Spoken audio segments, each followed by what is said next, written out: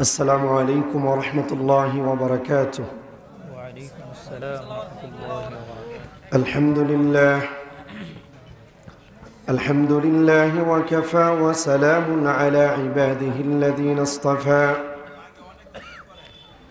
الذي أرسل إلى الناس كافة بشيرا ونذيرا وداعيا إلى الله بإذنه سراجا وقمرا منيرا. أما بعد فقد قال الله تعالى في كلامه المجيد وفي فرقانه الحميد: أعوذ بالله من الشيطان الرجيم. بسم الله الرحمن الرحيم. ولقد أوحي إليك وإلى الذين من قبلك لئن أشركت ليحبطن عملك ولتكونن من الخاسرين.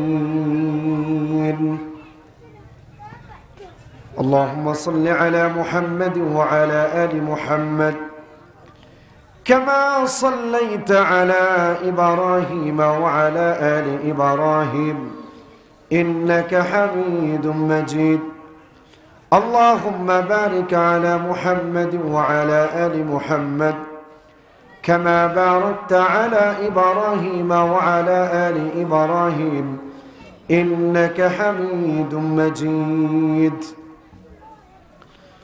মাসুমা হালিম দাওরায়ে হাদিস মহিলা মাদ্রাসার উদ্যোগে আয়োজিত দোয়ার মাহফিলের সম্মানিত সভাপতি সাহেব ও আমার সম্মানিত ও শ্রদ্ধেয় চাচা ও আমার কলিজার টুকরা ওলামায়ে কেরাম ও আমার ধর্মপ্রাণ মুসলিম ভাইয়েরা, পর্দার আড়ালে অবস্থানরত আমার মা ও বোনেরা, মহান আল্লাহ রাব্বুল আলামিনের দরবারে লাখো কোটি শুকরিয়া যে রব্বে কারীমের দয়ায় আমরা আজকে একটি দোয়ার মাহফিলে উপস্থিত হতে পেরেছি।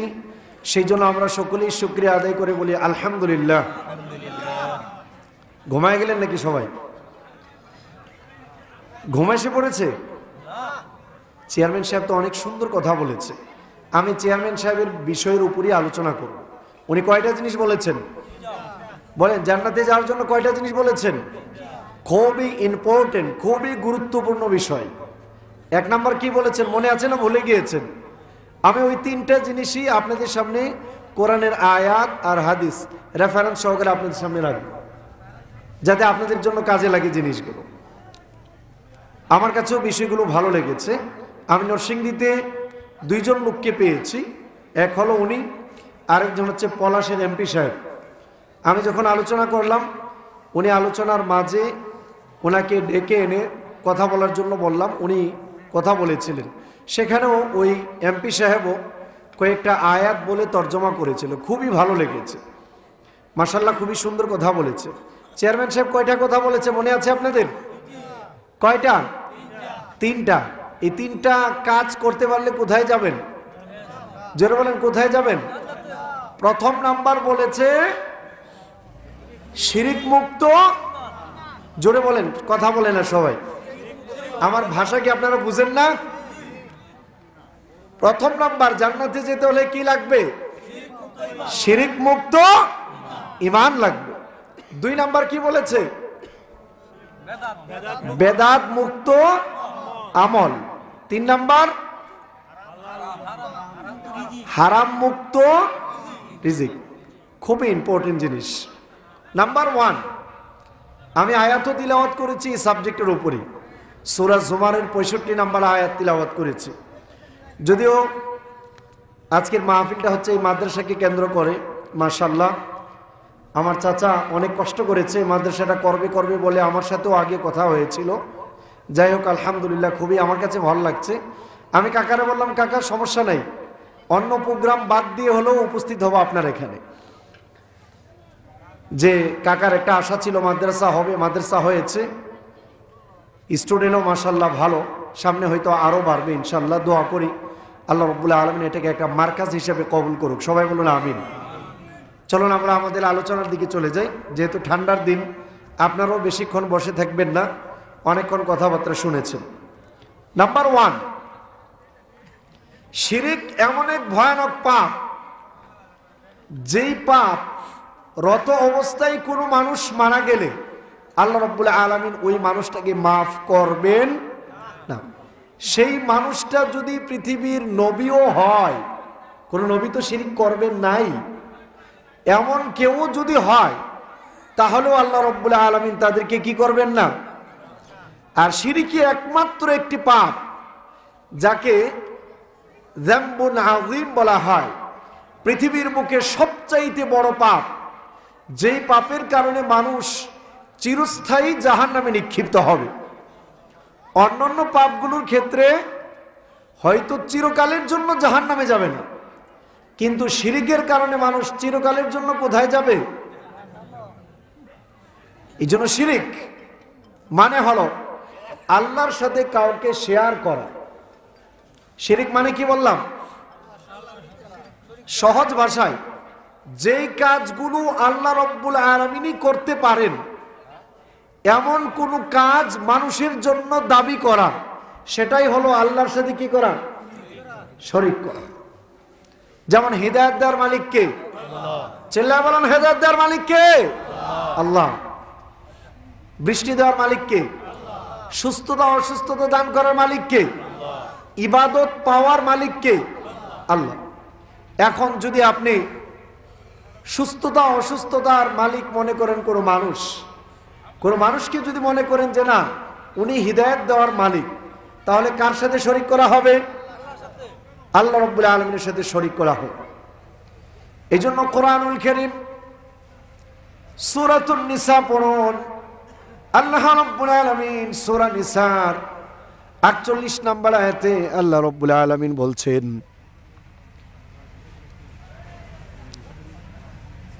আল্লাহ রাব্বুল আলামিন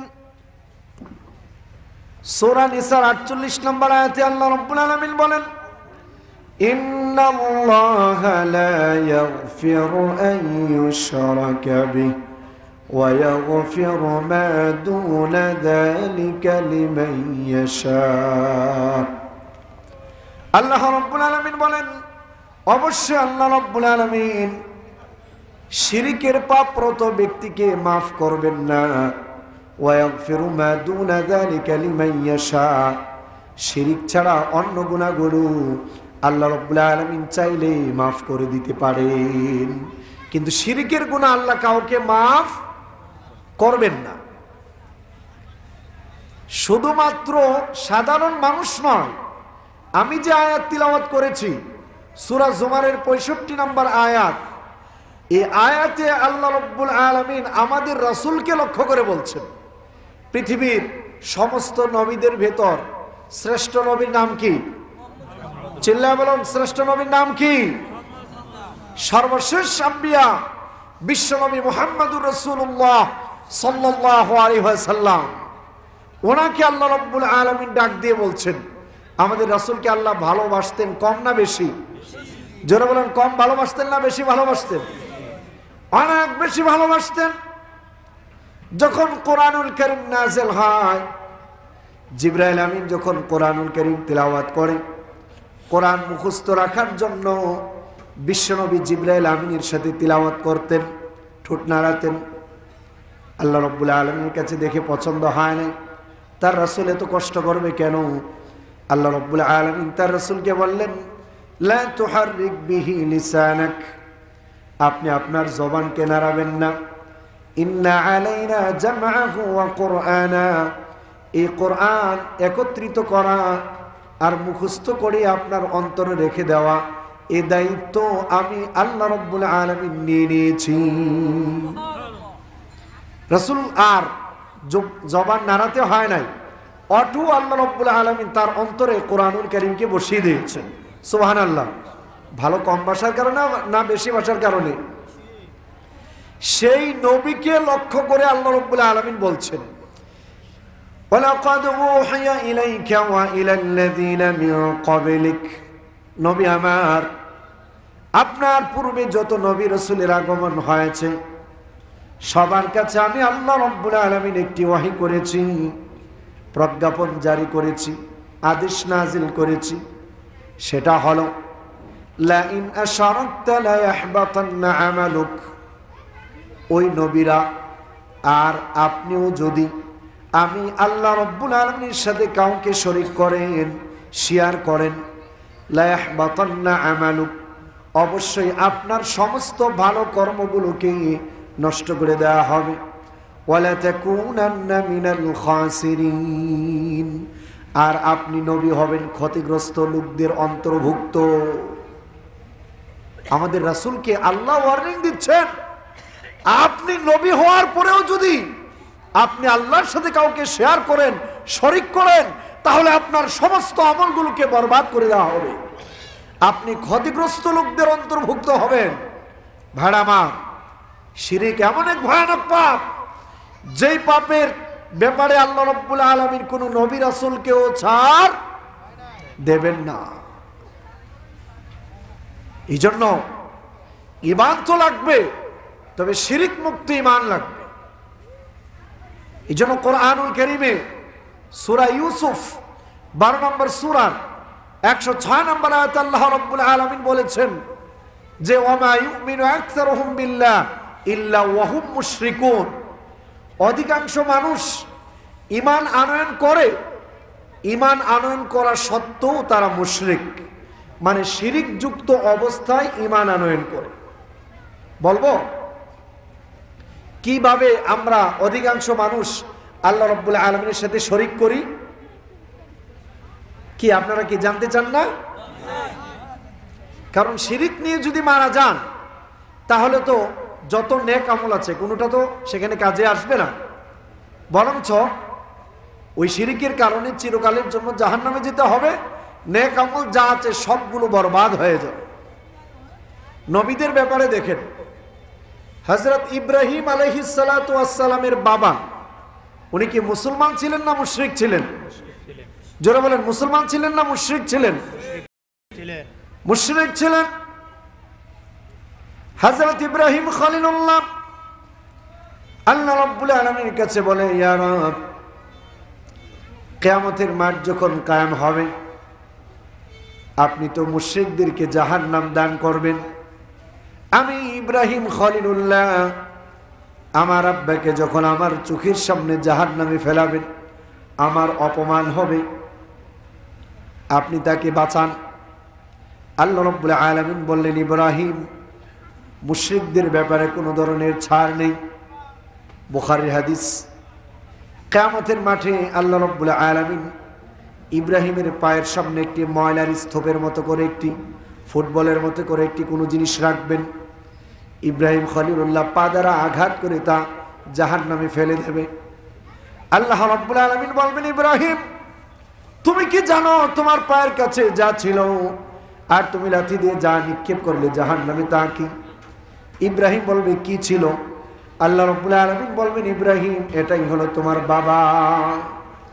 তোমার যেন অপমান না হয় সেই জন্য তোমার বাবার আকৃতি পরিবর্তন করে আমি তাকে জাহান্নামে নিক্ষেপ করালাম। এর মানে হযরত ইব্রাহিম খলিলুল্লাহর বাবা হওয়ার পরেও শিরিক করার কারণে জাহান্নাম থেকে বাঁচতে পারে না। আমাদের রাসূলের চাচা কি আবু তালেব আমার রাসূলকে কম মহব্বত করতো না বেশি মহব্বত করতো? অনেক বেশি মহব্বত করতো। বিশ্বনবী মুহাম্মদুর রাসূলুল্লাহ সাল্লাল্লাহু আলাইহি সাল্লাম যখন নবুয়ত প্রাপ্ত হওয়ার আগে তার শিশু লাইফ, সেই সময় বাবা, তিনি জন্ম হওয়ার কয়েক মাস আগে বাবা ইন্তেকাল করলেন। জন্ম হওয়ার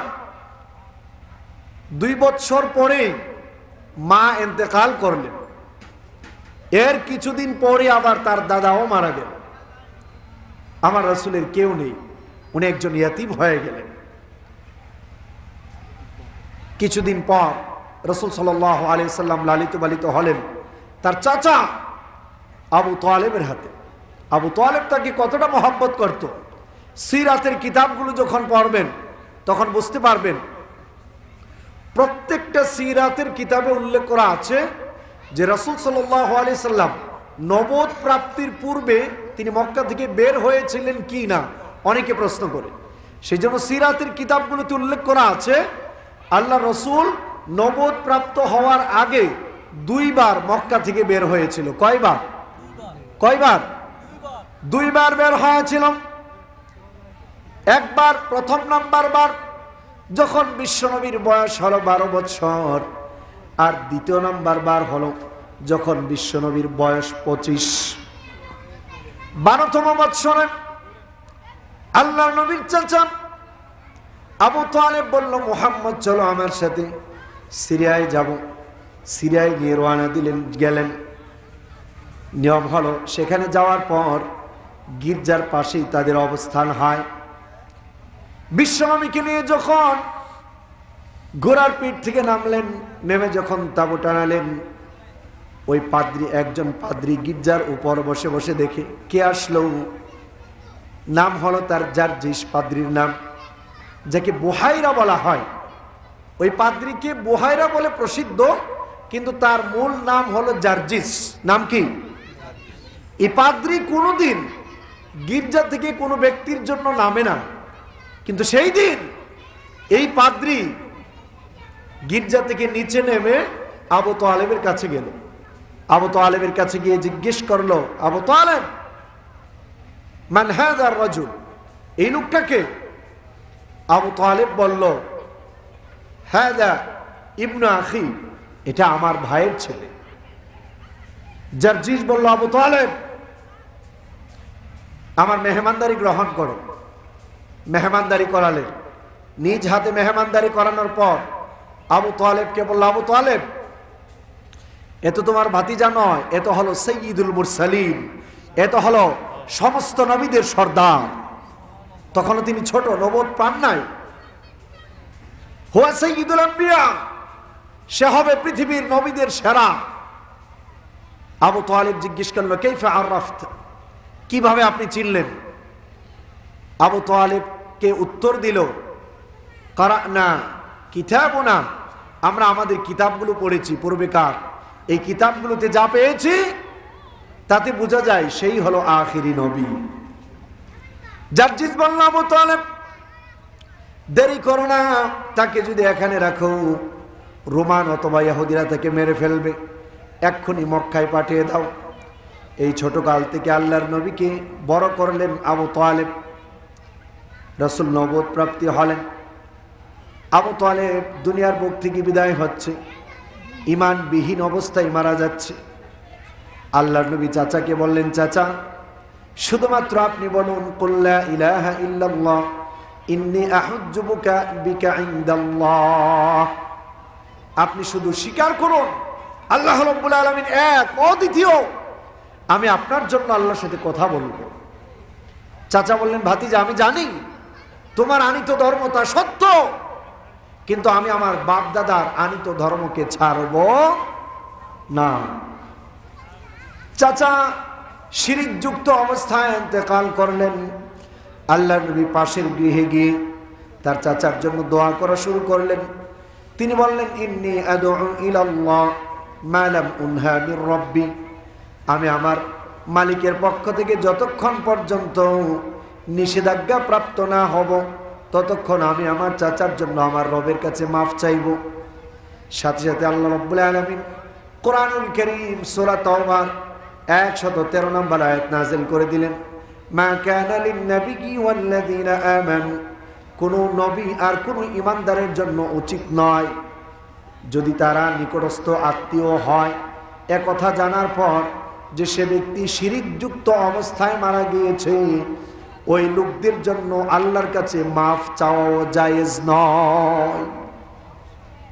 রাসূল তার চাচার জন্য দোয়া করতে পারেন নাই, কেন? তার চাচা শিরকযুক্ত অবস্থায় মারা গিয়েছে। এই জন্য শিরিক এত ভয়ানক পাপ। বিশ্বনবী বলেন মিশকাত আল মাসাবির কিতাবুল ঈমান অধ্যায়ের হাদিস, সিনতানে মুজিবাতান, দুটি জিনিস একটি আরেকটিকে অত্যাবশ্যকীয় করে দেয়। সাহাবায়ে কেরাম বললেন, মাল মুজিবাতান ইয়া রাসূলুল্লাহ, কোন দুটি জিনিস একটি আরেকটিকে অত্যাবশ্যকীয় করে দেয়? আমার রাসূল বললেন, মান মাতা লা ইউশরিক বিল্লাহি শাইআন দাখালাল জান্নাহ। যে ব্যক্তি মারা গেল শিরিক থেকে মুক্ত অবস্থায়, শিরিক করে নাই, ঈমান নিয়ে মারা গেল, শিরিক মুক্ত ঈমান নিয়ে মারা গেল, রাসূল বললেন দাখালাল জান্নাহ, সে ব্যক্তি জান্নাতে প্রবেশ করবে। ওমান মাতা ইউশরিক বিল্লাহি শাইআ, আর যে ব্যক্তি মারা গেল কিন্তু শিরিক যুক্ত অবস্থায় মারা গেল, দাখালান নার, তার জন্য জাহান্নামে ঢোকা ওয়াজিব হয়ে যাবে। এই জন্য প্রিয় ভাইরা, আজকে আমাদের দেশে মাহফিল হয়, মাহফিলগুলোতে ইম্পর্টেন্ট বিষয়ের চাইতে কিচ্ছা কাহিনীর গুরুত্ব বেশি দেওয়া হয়। যদি আপনার ঈমান শিরিক যুক্ত থাকে, মারা গেলেন, এর কোনো ফলাফল পাওয়া যাবে না। আর যদি শিরিক যুক্ত না হয়ে শিরিক মুক্ত হয়, তাহলে এর মাধ্যমে কিয়ামতের মাঠে অন্তত পার হয়ে যাবে। কারণ রাসূল সাল্লাল্লাহু আলাইহি ওয়াসাল্লাম বলেছেন, যার অন্তরে যাররা পরিমাণ ঈমান থাকবে, কিয়ামতের মাঠে আল্লাহ রাব্বুল আলামিন ওই ব্যক্তিকেও জান্নাত দান করবেন। এই জন্য আমাদের দেশে মানুষ শিরিক করে কিভাবে? এক নাম্বার, কোরআনুল কারীমে আল্লাহ রাব্বুল আলামিন উদাহরণ দিয়েছেন কিভাবে মানুষ আল্লাহর সাথে শরীক করে। সূরা তাওবা এর 31 নম্বর আয়াত পড়েন। 9 নম্বর সূরার 31 নম্বর আয়াতে আল্লাহ রাব্বুল আলামিন বক্তব্য দিচ্ছেন যে মানুষ কিভাবে শিরিক করে। আল্লাহ রাব্বুল আলামিন বলেন, ইত্তাখাযু আহবারাহুম ওয়া রুহবানাহুম আরবাবাম মিন দুনিল্লাহ। আল্লাহ রাব্বুল আলামিন বলেন, ইহুদি আর খ্রিস্টানরা তারা তাদের সমাজের আলেম, তারা তাদের সমাজের নেতৃবৃন্দদেরকে আল্লাহ বাদ দিয়ে রব বানিয়েছে। কাদেরকে রব বানিয়েছে? দুই শ্রেণী। কয় শ্রেণী? ইহুদিরা আর খ্রিস্টানরা। তারা তাদের সমাজের আলেম, জ্ঞানী। 2 নাম্বার হলো সমাজের নেতা, তাদেরকে আল্লাহ বাদ দিয়ে রব বানিয়েছে। কি বানিয়েছে? আল্লাহ বাদ দিয়ে রব বানিয়েছে। এই আয়াত আল্লাহ নবী তিলাওয়াত করছেন। সুনান তিরমিজির তাফসীর অধ্যায়ের হাদিস, আল্লাহ নবী আয়াত তিলাওয়াত করার সময় হযরত আদি ইবনে হাতেম, তিনি তখনও ইসলাম কবুল করেন নাই। উনি বিশ্বনবীর দরবারে আসলেন, এসে বললেন, ইয়া রাসূলুল্লাহ, আপনার আল্লাহ বলছে আমরা নাকি আমাদের সমাজের আলেম আর নেতৃবৃন্দদেরকে আল্লাহ বাদ দিয়ে রব বানিয়েছি। লাসনা না'বুদুহুম, আমরা যদি তাদের ইবাদত করতাম তাহলে না তাদেরকে রব বানাতাম। আমরা তো তাদের ইবাদত করতাম না, আমরা তো আমাদের সমাজের আলেমদের পায়ে সিজদা দিতাম না, আমাদের নেতৃবৃন্দদের সামনে সিজদা দিতাম না। তাহলে আল্লাহ কিভাবে বললেন যে আমরা তাদেরকে আল্লাহ বাদ দিয়ে রব বানিয়েছি? প্রশ্ন আসে কি আসে না? বিশ্বনবী বললেন, আদিম, আল্লাহ রাব্বুল আলামিন যেই জিনিসগুলোকে হালাল করেছে, বৈধ করেছে, তোমাদের সমাজের জ্ঞানী আর নেতৃবৃন্দ যদি সেগুলোকে অবৈধ বলতো, হারাম বলতো, তোমরা কি তা মানতে? উনি বললেন, হ্যাঁ, আমরা তো তা মেনে নিতাম। আবার রাসূল বললেন, আল্লাহ রাব্বুল আলামিন যেই জিনিসগুলোকে হারাম করেছেন, অবৈধ করেছে, তোমাদের সমাজের জ্ঞানী আর নেতৃবৃন্দ যদি ওইগুলোকে বৈধ বলতো, হালাল বলতো, তখন কি তোমরা তা মানতে? তিনি বললেন, নাম ইয়া রাসূলুল্লাহ, হ্যাঁ, আমরা তো এটা মেনে নিতাম। আল্লাহ নবী বললেন, হাযা ইজআলুর রব, এটাই হলো আল্লাহ বাদ দিয়ে মানুষগুলোকে রব বানানো। সেই জন্য আল্লাহ যে জিনিসটাকে হালাল করেছে সেই জিনিসকে হারাম করার ক্ষমতা কেউ রাখে না। আর অন্য কেউ যদি সেটাকে হালাল করে আর এটা যদি আমরা মেনে নেই, তাহলে আল্লাহ বাদ দিয়ে ওই ব্যক্তিকে রব বানানো হবে। বুঝতে পেরেছেন কিভাবে মানুষ শিরকে লিপ্ত হয়? এই জন্য আজকে আমাদের সমাজে যে ব্যবস্থাপনা রয়েছে, রাষ্ট্রীয় ব্যবস্থাপনা, এই ব্যবস্থাপনাগুলো মুসলমানদেরকে মুশরিক বানানোর জন্যই ইহুদি আর খ্রিস্টানরা প্রি প্ল্যানিং ভাবে এই ব্যবস্থাপনাগুলো দিয়েছে। এই জন্য গণতন্ত্রের বক্তব্য হলো of the people, by the people, for the people. মানুষ আইন বানাবে আর এই আইন, মানুষের বানানো আইন, মানুষের উপরই প্রয়োগ করা হবে আর মানুষ সেই আইন অনুপাতে চলবে। কিন্তু কোরআনের বক্তব্য হলো মানুষের জন্য আইন বানাবে কে? চিল্লায় বলুন কে? ইনিল হুকমু ইল্লা লিল্লাহ। আইন চলবে কার? আইন চলবে আল্লাহ। আল্লাহর আইনে সেটা ওয়াহির মাধ্যমে পৃথিবীতে আসবে, আর মানুষ সেই আইন মেনে চলবে। মানুষ যখন আল্লাহর আইন মানবে তখন মানুষ হবে কার গোলাম? জোরে বলুন কার গোলাম? আর মানুষ যখন মানব রচিত আইন মানবে তখন মানুষ হবে কার গোলাম? বলেন, মানুষের গোলাম। ইজি জিনিস। এভাবে আজকে সারা ওয়ার্ল্ড ব্যাপী মুসলিমদেরকে তছ নছ করে দিয়েছে। এই জন্য শিরিকের একটি ফান্ডামেন্টাল সাইট হলো এটা। এই জন্য খুবই ভালো আলোচনা করেছেন। আমার কাছে এতটাই ভালো লেগেছে, যিনি ইম্পর্টেন্ট আলোচনা করেছিলেন, এই জন্য চিন্তা করলাম উনি যেই সাবজেক্টগুলো বলেছে আমি সেই সাবজেক্টের আয়াত আর হাদিসগুলো আপনাদের সামনে তুলে ধরব। আরেকটা হলো শিরক। মানুষ যেভাবে করে দোয়া, আমরা যখন কোনো কিছু চাইবো কার কাছে চাইবো? চিল্লা বলুন কার কাছে চাইবো? দোয়া একটা ইবাদত। বিশ্বনবী বলেছেন আদ-দুআ হিয়াল ইবাদা, দোয়া হলো একটি ইবাদত। এই ইবাদতটা যদি কোনো মানুষের জন্য করা হয়, এই দোয়া আল্লাহর কাছে না করে আপনি কোনো কবরওয়ালাকে বললেন যে আপনি আমাকে সন্তান দেন, তখন এটা কার সাথে শরীক করা হলো? চিল্লা বলুন কার সাথে শরীক করা হলো? আল্লাহর সাথে শরীক করা হলো। এই জন্য খেয়াল করতে হবে আমাদের দ্বারা যেন কোনো ধরনের শিরিক না হয়। শিরিক কেমন পাপ আরো ক্লিয়ার হওয়া যায় হযরত মুআয ইবনে জাবাল রাদিয়াল্লাহু তাআলা কোন হাদিস থেকে উনি বলেন, আওসানি খালিলি, আমার বন্ধু, আমার উস্তাদ, আমার ওয়ালি, আমার অভিভাবক প্রিয় নবী মুহাম্মদুর রাসূলুল্লাহ সাল্লাল্লাহু আলাইহি ওয়াসাল্লাম আমাকে বলেছেন, লা তুশরিক বিল্লাহ ওয়া ইন হুররিকতা আও কুতিলতা। মুআজ, তোমাকে যদি আগুনে ফেলে জ্বালিয়ে পুড়ে ছারখার করা হয়, অথবা তোমাকে যদি ছোরা দিয়ে কেটে টুকরো টুকরো করা হয়, তারপরও তুমি আল্লাহর সাথে কাউকে শরীক করবে না। মুসলমান জীবন দিতে পারে কিন্তু আল্লাহর সাথে কাউকে শরীক করতে পারে না। এই জন্য ছোট্ট আকারে বললাম শিরকের ব্যাপার ছেড়ে দিচ্ছি, কারণ শুধু শিরিক সাবজেক্টের উপর আলোচনা করলে অনেকক্ষণ করা যায়। এবার আসুন 2 নম্বর বিষয়, আমল হবে বেদাত মুক্ত আমল। আমলগুলো কি হতে হবে? কারণ শিরিক যুক্ত ঈমান হলে ওই ঈমান আল্লাহ কবুল করবেন না। এবার ঈমান শিরিক মুক্ত, কিন্তু আমল যদি বেদাত যুক্ত হয় তাহলে সেই আমল আল্লাহ কবুল করবেন। বেদাত কাকে বলে? বেদাত হলো আল্লাহর রাসূল সাল্লাল্লাহু আলাইহি ওয়াসাল্লাম যেই কাজ করেন নাই, সাহাবায়ে কেরাম যেই কাজ করেন নাই, এবং যেই কাজ রাসূল সাল্লাল্লাহু আলাইহি ওয়াসাল্লাম করার জন্য বলেনও না, সাথে সাথে আল্লাহর নবীর কোনো মৌন সমর্থনও নেই, শরীয়তের কোনো দলিল দ্বারা তা করার মতো কোনো বৈধতার প্রমাণও পাওয়া যায় না, এমন কোনো কাজ যদি ধর্মের নামে কেউ করে তাহলে সেটা হবে বেদাত। সেটা কি হবে? জোরে বলুন, সেটা কি হবে? মাগরিবের নামাজ কয় রাকাত? 3 রাকাত। ফরজ কয় রাকাত? 3 রাকাত।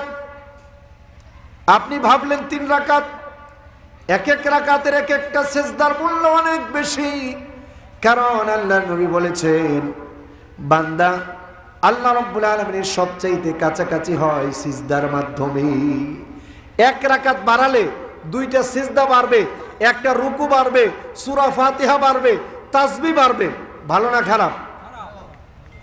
ভালো না? কিন্তু যদি 3 রাকাতের জায়গায় 4 রাকাত পড়েন আল্লাহ কবুল করবে? কেন করবেন না?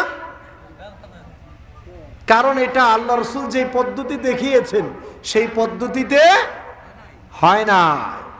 এর মানে রাসূলের পদ্ধতির বাইরে গেলে সেটা হবে কিসের অন্তর্ভুক্ত? বেদাতের অন্তর্ভুক্ত। এই জন্য বিশ্বনবী বলেন মিশকাতুল মাসাবিহের কোরআন সুন্নাহ আঁকড়ে ধরার অধ্যায়ের হাদিস, আল্লাহর নবী একদিন ফজরের নামাজ জামাতের সহিত আদায় করলেন। আদায় করার পর সাহাবায়ে কেরামের দিকে এভাবে ঘুরে বসলেন। ঘরে বসার পর আল্লাহ নবী সাহাবায়ে কিরামকে লক্ষ্য করে একটি আলোচনা করলেন।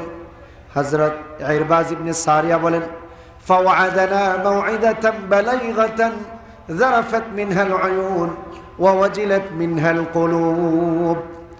বিশ্বনবী আমাদেরকে লক্ষ্য করে একটি আলোচনা করলেন, ওয়াজ করলেন, যার কারণে আমাদের অন্তরগুলো নরম হয়ে গেল আর আমাদের চোখগুলো দিয়ে পানি আসা শুরু হলো। আমাদেরকে আল্লাহ নবীকে বললেন, ইয়া রাসূলুল্লাহ কাআন্না হাযিহি মাউইদাতু মুওয়াদ্দাইন, আজকে আপনি যে আলোচনা করেছেন ওই আলোচনাটা মনে হয় বিদায় নেওয়ার সময় লোকরা যেমন ইমোশন হয় কথা বলে, আপনি আজকে এমন কথা বলেছেন। ফাউসিনা, আপনি আমাদেরকে একটি ওসিয়ত করুন, আপনি না থাকলে আমরা চলবো কিভাবে?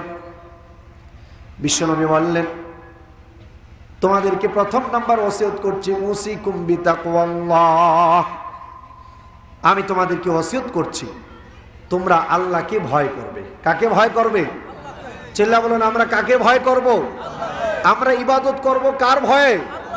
ইবাদত করব কার জন্য? পাপ কাজ ছাড়বো কার ভয়ে? আল্লাহর ভয়। বিশ্বনবী বললেন, উসিকুম বিতাকওয়াল্লাহ, আমি তোমাদেরকে ওসিয়ত করছি তোমরা আল্লাহকে ভয় করবে।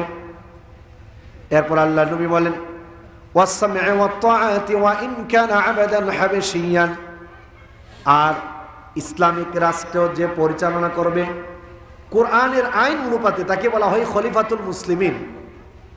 এই খলিফা সে যদি একজন হাবেশি গোলামও হয় তার কথা শুনবে আর তার আনুগত্য করবে। এরপর বিশ্বনবী বলেন, ফাইন্নাহু মান ইয়াইশ মিনকুম মিন বাদি ফাসায়ারা ইখতিলাফান কাসীরা, আর আমার ইন্তেকালের পর তোমরা যারা জীবিত থাকবে সমাজে অনেক ধরনের মতভেদ দেখতে পাবে। ফাআলাইকুম বিসুন্নতি ওয়া সুন্নাতাল খুলাফার রাশিদিন আল মাহদিয়িন, তখন তোমরা আমল করবে আমি রাসূলের রেখে যাওয়া সুন্নাহগুলোর উপর। আমার সাহাবায়ে কেরাম খোলাফায়ে রাশিদিনরা যেভাবে চলেছে তোমরা সেইভাবেই চলার জন্য চেষ্টা করবে, এই সুন্নাহর উপর থাকবে। ওয়া ইয়াকুম ওয়া মুহদাসাতিল উমর, আর অবশ্যই তোমরা বেঁচে থাকবে ধর্মের নামে সওয়াবের নিয়তে নব উদ্ভাবিত জিনিসগুলো থেকে, বিদআত থেকে। ফাইন্না কুল্লা মুহদাসাতিন বিদআহ, কারণ শরিয়ার বিপরীত সুন্নাহর বিপরীত যতগুলো ধর্মের নামে হবে সবগুলো বিদআতের অন্তর্ভুক্ত। ওয়া কুল্লা বিদআতিন দালালা, আর প্রত্যেকটা বিদআতই হলো গুমরাহির কারণ। ওয়া কুল্লা দালালাতিন ফিন্নার, আর প্রত্যেকটা গুমরাহির ঠিকানা হলো জাহান্নাম। সুতরাং মাগরিবের নামাজ, এটা একটা উদাহরণ দিলাম, 3 রাকাতের জায়গায় যদি 4 রাকাত পড়েন তাহলে সওয়াব পাওয়া যাবে না গুনাহ হবে? সওয়াব পাওয়া যাবে না গুনাহ হবে? গুনাহ হবে। তাহলে আমার রাসূল যেই কাজ যেইভাবে করেছেন সেইভাবে করার নাম হলো সুন্নাহ, রাসূলের আমলের বিপরীত করার নাম হলো বিদআত। আজকে আমাদের সমাজে বেদাতে ভরপুর হয়ে গিয়েছে না জানার কারণে। আবার কেউ আবেগবশত বিদআতগুলো করে, বাবা মা মারা গেলে আল্লাহর নবী যা করেছেন আপনি আমাকে তাই করতে হবে। প্রত্যেকটা ক্ষেত্রে আল্লাহর নবীর সুন্নাহগুলোকে অনুকরণ করতে হবে। এই জন্য আম্মা জান আয়েশা সিদ্দিকা রাদিয়াল্লাহু তাআলা আনহা বলেছেন যে যেই ব্যক্তি বিদআত করবে, বিদআতি কোনো আমল, সেই আমল আল্লাহ রাব্বুল আলামিন কবুল করবেন না। শুধু তো কবুল করবেন না তা নয়, সুনান আবি দাউদের একটা হাদিস রয়েছে, কিয়ামতের মাঠ যখন কায়েম হবে ওই বেদাতি ব্যক্তির ব্যাপারে আল্লাহর নবী কোনো সুপারিশও করবেন না, হাউজে কাউসারের পানিও সে পান করতে পারবে না। বিশ্বনবী বলেন, আনা ফারাতুকুম আলাল হাউজ, কিয়ামতের মাঠ যখন কায়েম হবে আমি আল্লাহর নবী হাউজে কাউসারের পাড়ে দাঁড়ানো থাকব। মান মাররা শারিবা, যে আমাকে অতিক্রম করে যেতে চাইবে সেই হাউজে কাউসারের পানি পান করবে। ওমান শারিবা লাম ইয়াজমা আবাদান, আর যে ব্যক্তি একবার হাউজে কাউসারের পানি পান করবে তার কখনো পানির তৃষ্ণা লাগবে না। আল্লাহ নবী বললেন, একদল লোক আসবে, আরিফুহুম ওয়া আরিফুনানি, আমি আল্লাহ নবী তাদেরকে চিনবো, তারাও আমাকে চিনবে। একদল লোক আসবে, তারাও আমাকে চিনবে, আমিও তাদেরকে চিনব। বিশ্বনবী বলেন ফাহালা বাইনি ওয়া বাইনাহুম, তাদের মাঝে আর আমার মাঝে একটা পর্দা পড়ে যাবে, বাধা সৃষ্টি হবে। আমি আমার রবকে বলবো, ইয়া রব ইন্নাহুম মিন্নি ওয়া আনা মিনহুম, এরা তো আমার দলের লোক, আমিও তাদের দলের লোক, কিন্তু আমার মাঝে আর তাদের মাঝে এই বাধা কেন সৃষ্টি হলো? তাদেরকে তো আমি হাউজে কাউসারের পানি পান করাবো, আজকে হাউজে কাউসারের পানি পান করাতে তাদেরকে কেন দেওয়া হচ্ছে না? আল্লাহ রাব্বুল আলামিন তখন বলবেন, আপনি জানেন না মা আহদাসু বাদাক, আপনার ইন্তেকালের পর আপনার রেখে আসা দিনকে তারা কাটছাট করে কতটুকু পরিবর্তন করেছিল, এটা আপনি জানেন না। আল্লাহ নবী তখন বলবেন সুহকান সুহকান লিমান গায়্যারা বাদি, আমার ইন্তেকালের পর তোমরা যারা আমার রেখে আসা ধর্মকে পরিবর্তন করেছো, আজকে তোমরা দূর হও, দূর হও, দূর হও।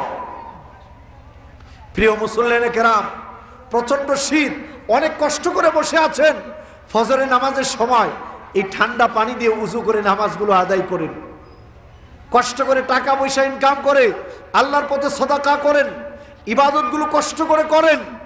কিয়ামতের মাঠে দাঁড়ানোর পর যদি দেখেন এত কষ্ট করে ইবাদত করেছেন, কিন্তু ইবাদতগুলো হলো 000, কষ্ট কম লাগবে না বেশি লাগবে? বলেন তো, কষ্ট কম লাগবে না বেশি লাগবে?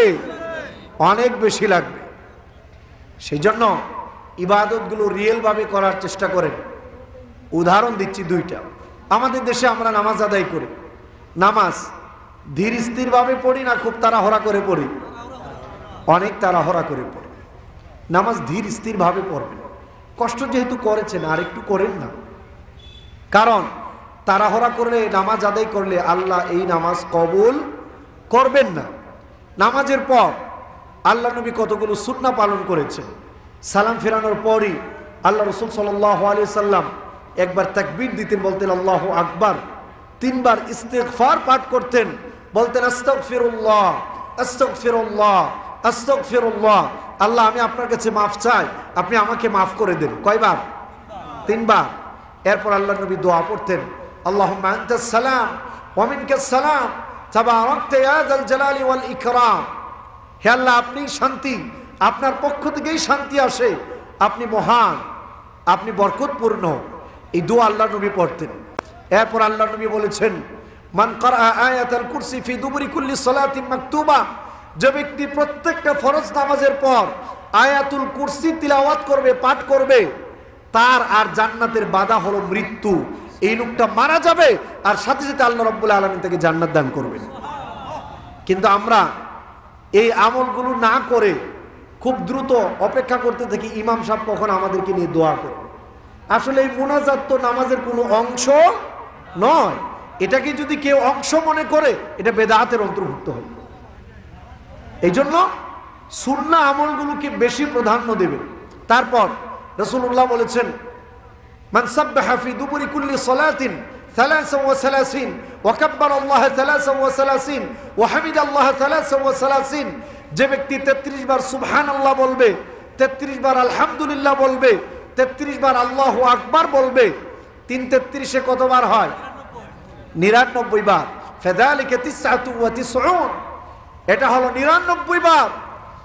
100 বারের মাথায় যে ব্যক্তি বলবে লা ইলাহা ইল্লাল্লাহু ওয়াহদাহু লা শারীকা লাহু লাহুল মুলকু ওয়া লাহুল হামদু ওয়া হুয়া আলা কুল্লি শাইইন কাদির, বিশ্বনবী বলেন গুফিরাত লাহু মা তাকাদ্দামা মিন যামবি, এতটুক আমল করার কারণে তার জীবনের ইতিপূর্বের সমস্ত সগীরা গুনাহগুলোকে আল্লাহ মাফ করে দেবেন। গ্যারান্টি দিয়েছেন আমার রাসূল। এই জন্য মুনাজাতের জন্য অপেক্ষা না করে বরং আমরা এই আমলগুলো আগে ভাগে করার জন্য চেষ্টা করব। সাথে সাথে অন্যান্য ক্ষেত্রে বাসায় যখন ঢুকবেন, রাসূলুল্লাহর সুন্নাহ হলো নিজের বাসায় ঢুকলেও সালাম দিয়ে ঢুকতে হবে। কি দিয়ে ঢুকতে হবে? সালাম দিয়ে ঢুকবেন। বাথরুমে ঢোকার আগে ঢুকার দোয়া পড়বেন, বের হওয়ার পর দোয়া করে বের হবেন। খাবারের শুরুতে বিসমিল্লাহ বলবেন, ডান হাতে খাবেন, আবার খাবার শেষ করে তারপর আলহামদুলিল্লাহ বলবেন, এগুলো আল্লাহর নবীর সুন্নাহ। কিন্তু আমরা কি এগুলো বেশিরভাগ ক্ষেত্রে পালন করি? বলেন তো পালন করি? এই জন্য প্রিয় ভাইয়ের আমার, রাসূল সাল্লাল্লাহু আলাইহি সাল্লাম কিয়ামতের মাঠে সুপারিশ করবেন তার জন্য যে আল্লাহর নবীর সুন্নাহগুলোকে 100 পালন করবে। আপনার ভাইয়ের সাথে ঝগড়া হয়েছে, তাতে কি হয়েছে, কিন্তু তার সাথে দেখা হলে সালাম আর মুসাফার কথা আমার রাসূল বলেছেন। আল্লাহর নবী বলেছেন, ইদাল তাকাল মুসলিমান ফায়াতাসাফাহান, দুইজন মুসলমানের যখন দেখা হবে একে অপরের সাথে সালাম দিয়ে মুসাফা করবে, দুইজন আলাদা হওয়ার আগেই আল্লাহ রাব্বুল আলামিন তাদেরকে মাফ করে দিবেন। সেই জন্য আল্লাহর নবীর সুন্নাহর উপর আমল করবেন, আমলগুলো অনেক ভারী হয়ে যাবে, মিজানের পাল্লাকে ভারী করে দেবে। আর যদি আমলগুলো হয় বেদাতপূর্ণ, তাহলে সেই আমল আল্লাহ কবুল করবেন। 2 নাম্বার শেষ।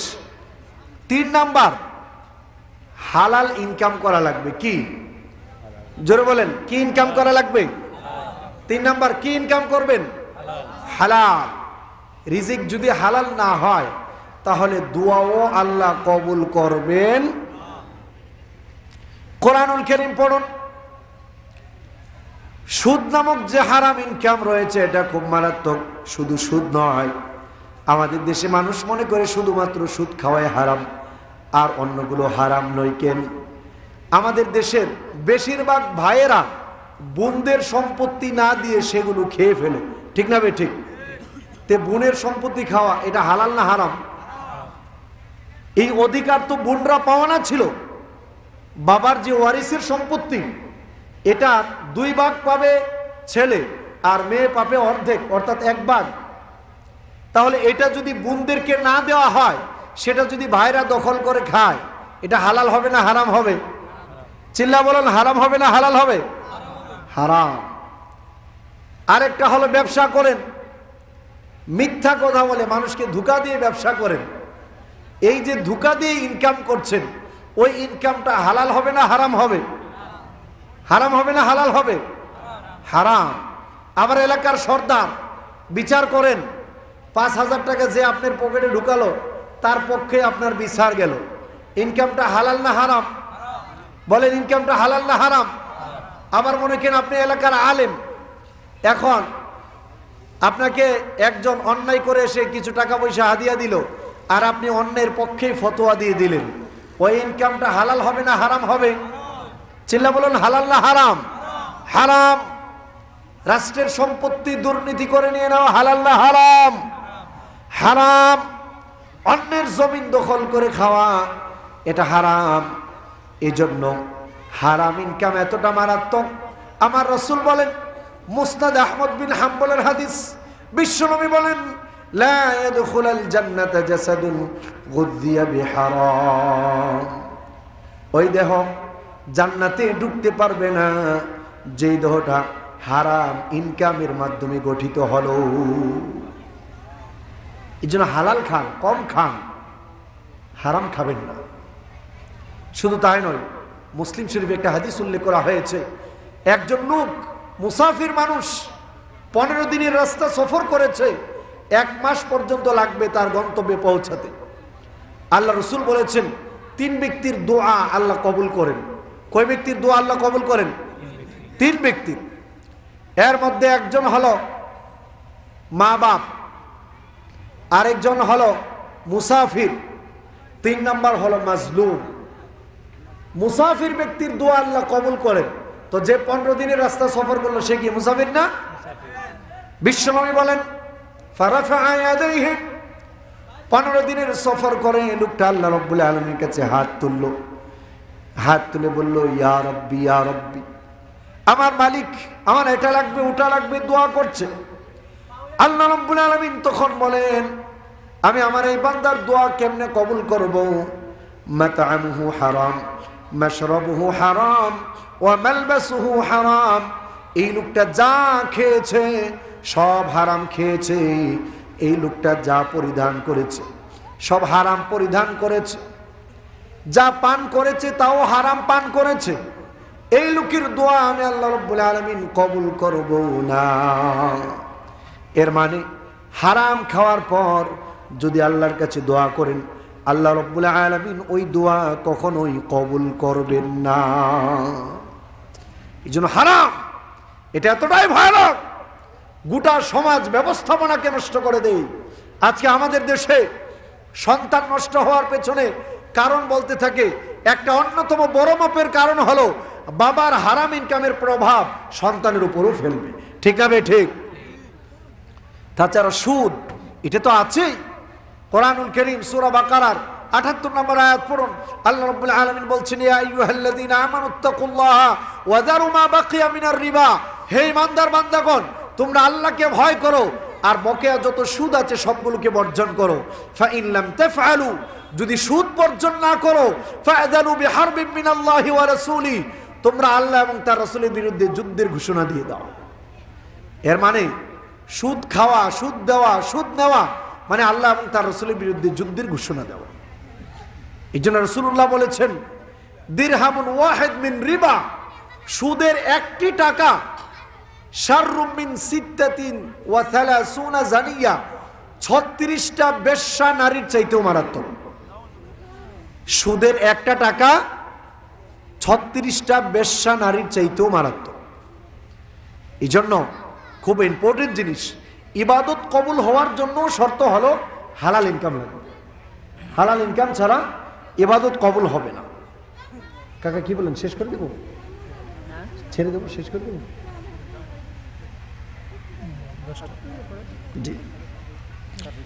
এই জন্য হারাম ইনকাম এটা খুব ভয়ানক, এটা আপনার ইবাদতকেও কবুল করতে দেবে না। এই জন্য প্রিয় ভাইরা, 3টা জিনিস। 1 নাম্বার শিরিক মুক্ত ঈমান, 2 নাম্বার বিদআত মুক্ত আমল, 3 নাম্বার হারাম মুক্ত রিজিক। হারাম মুক্ত রিজিক, এই 3টা জিনিস যদি ঠিকভাবে করতে পারেন তাহলে জান্নাতে যাওয়া সহজ, আসলেই বাস্তব। এই জন্য আমরা হারাম ইনকাম করব না হালাল ইনকাম করব? হালাল ইনকাম করব। অনেক সময় দেখা যায় যে আমাদের দ্বারা অনেক অন্যায় হয়। একজনের কাছ থেকে টাকা কর্জ নিয়েছেন, আপনি টাইম মতো টাকা দিচ্ছেন না, অথচ ঠিকভাবেই অন্যান্য টাকা পয়সা দিয়ে আপনি চলছেন। এই যে অন্যের পাওনা টাকা না দেওয়া, এটা সওয়াবের কাজ না অন্যায় কাজ? আমাদের সমাজে আছে না নেই? আছে, খুব বেশি এই সমস্ত জিনিসগুলো। এই জন্য মুখে মুখে মুসলমান বলে পরিচয় দিলে কাম হবে না, যতক্ষণ না পর্যন্ত প্র্যাকটিসিং মুসলিম না হবেন। এই জন্য practical Muslim is real Muslim, non practical Muslim is not Muslim. যে প্র্যাকটিস করে ইসলাম সেই হবে মূলত মুসলিম, আর যে ইসলাম প্র্যাকটিস করে না, শুধু নামে বলে মুসলিম, সে ব্যক্তি মুসলমান হতে পারে না। ক্লিয়ার কাট জিনিস। এই জন্য প্রিয় ভাইরা, আজকে আমরা এই মাদ্রাসার অনুষ্ঠানে উপস্থিত হলাম। এই মাদ্রাসায় কোরআনুল কারীম এবং হাদিসগুলো শেখানো হবে, এরা আমাদের ভবিষ্যৎ হবে। এটা আখিরাতের একটি বড় মাপের সম্পদ। রাসূল সাল্লাল্লাহু আলাইহি সাল্লামের একটি হাদিস, সুনান ইবনে মাজার হাদিস, বিশ্বনবী বলেছেন, ইন্না লিল্লাহি আহলিনা মিনান নাস, আল্লাহ রাব্বুল আলামিনের বিশেষ কিছু মানুষ আছে। সাহাবায়ে কেরাম বললেন, ইয়া রাসূলুল্লাহ মান হুম, তারা কারা? রাসূল বললেন, হুম আহলুল্লাহি ওয়া খাসাতু, আহলুল কোরআন, যারা কোরআনুল কারীম সম্পর্কে, হাদিস সম্পর্কে জ্ঞান অর্জন করবে, তারাই হলো মূলত আল্লাহ রাব্বুল আলামিনের বিশেষ লোক। এই জন্য আজকে আমার কাকা এই মাদ্রাসা দিয়ে ভালো করেছে না খারাপ করেছে? কে বলেন, ভালো করেছে না খারাপ করেছে? সাদাকায়ে জারিয়া। আজকে আমাদের দেশে বেদাত চালু আছে একটা, মানুষ মারা যাওয়ার পর কিছু হলে খুব বেশি করে 2000 লোক আর 3000 লোকের খাওয়ান করেন। এই খাবার দাবার না করে যে টাকাটা খাবারে খরচ করবেন, এই টাকাটা আপনি, এই মূল্যটা দরিদ্র লোকদের বাসায় পাঠিয়ে দেন না। এই টাকাটা দিয়ে একটা কোরআনের মাজলিস করেন না, এই টাকাটা দিয়ে একটা প্রতিষ্ঠান করে দেন। যতদিন এই নেক কাজগুলো চলতে থাকবে, তার সওয়াবগুলো ওই ব্যক্তির কবরে ততদিন পর্যন্ত পৌঁছাতে থাকবে। এটাকেই বলা হয় সাদাকায়ে জারিয়া, মানে এমন সদকা যার কার্যক্রম চলতে থাকে, রানিং থাকে। এই জন্য আমি আমার চাচার জন্য দোয়া করি, আল্লাহ রাব্বুল আলামিন চাচাকে নেক হায়াত দান করুক, আর এই মাদ্রাসাটাকে আল্লাহ রাব্বুল আলামিন কবুল করুক। এটা যেন একটা মাদ্রাসায়ে খালেস, একটা মার্কাজ হতে পারে। এখান থেকে যেন চরম ভক্ত দুই লোক হয়ে দাঁড়ায় হাজির, ডক্টর জসিম আর আচ্ছা, জাপানি আমিন।